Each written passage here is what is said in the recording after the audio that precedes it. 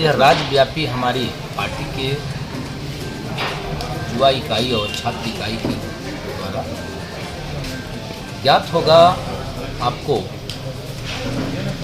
ठीक आज से 2 दिन पहले हमारे आदरणीय राष्ट्रीय अध्यक्ष माननीय पप्पू यादव जी ने सारण के अमनौर सारण सांसद राजीव प्रताप रूडी के निजी कार्यालय कैंपस, जिसे तथाकथित अस्पताल का उन्होंने नाम रखा,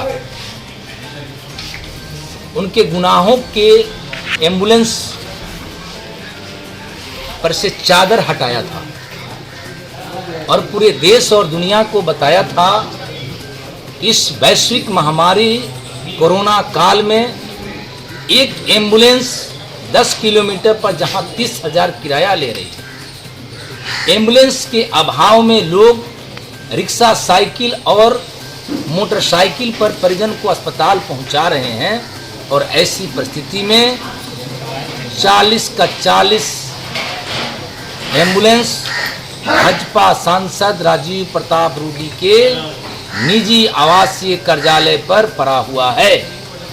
और उन्होंने जब बताया, बौखलाई भाजपा ने, बौखलाई राज्य सरकार ने, बौखलाए सांसद ने पहले तो यह बयान दे दिया कि आप आइए पप्पू जी ड्राइवर लेकर के और सारण की जनता की सेवा की। उस चुनौती को हमारे आदरणीय नेता ने स्वीकार किया।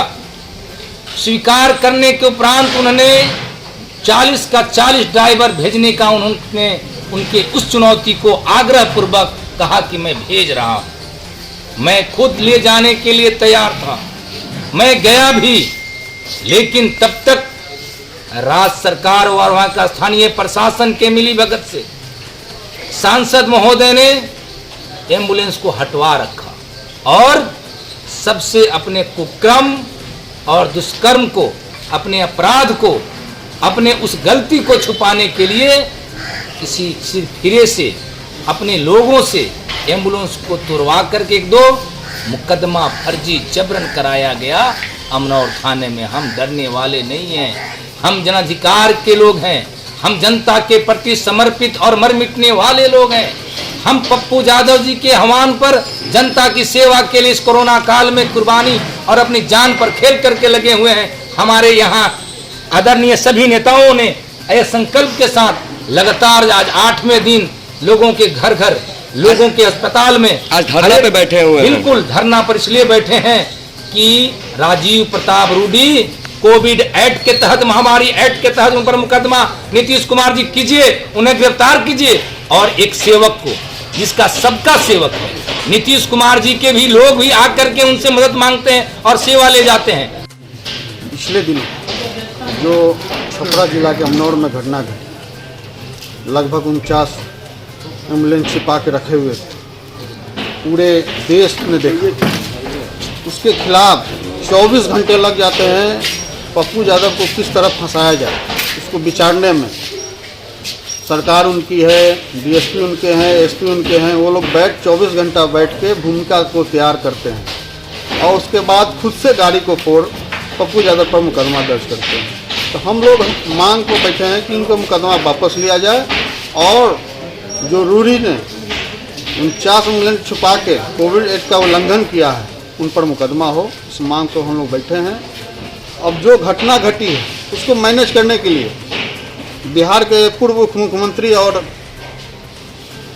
भगोड़े सुशील कुमार मोदी जी ट्वीट करते हैं कि कुछ लोग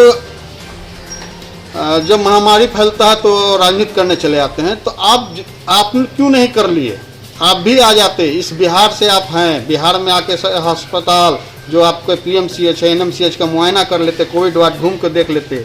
आप घोषणा करते हैं कि वहाँ हॉस्पिटल का उद्घाटन हो गया, आपके घर के बगल में नेत्र हॉस्पिटल को कोविड हॉस्पिटल बनाया गया, वहाँ जाके देखिए, बेड तो सजा दिया गया है, लग रहा है कोई 5 स्टार होटल है, मगर वहाँ एक डॉक्टर उपलब्ध नहीं होते हैं, मात्र 9 मरीज वहाँ हैं और सिर्फ ऑक्सीजन वहाँ मिलता है, कोई देखने वाला नहीं है। सरकार से मांग करते हैं अविलंब राजीव प्रताप रूडी पर मुकदमा हो, 302 का मुकदमा हो और जो झूठा मुकदमा किया गया है उसको वापस ले।